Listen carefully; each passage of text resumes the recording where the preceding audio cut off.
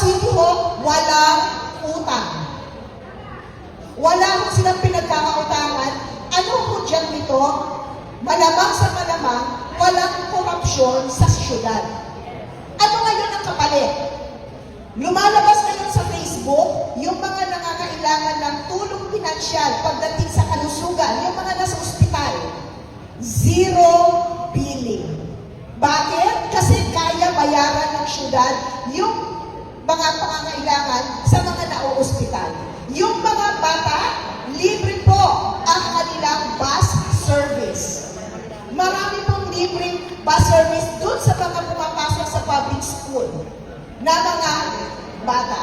Sa mga kababaihan, yung mga mga single mothers, merong nagkukupkop sa kanila. So yung mental health ng mga single parents, single mothers, napapangalagaan ng syudad. Bakit? Kasi walang utang, walang korupsyon. May pag-asa, meron mas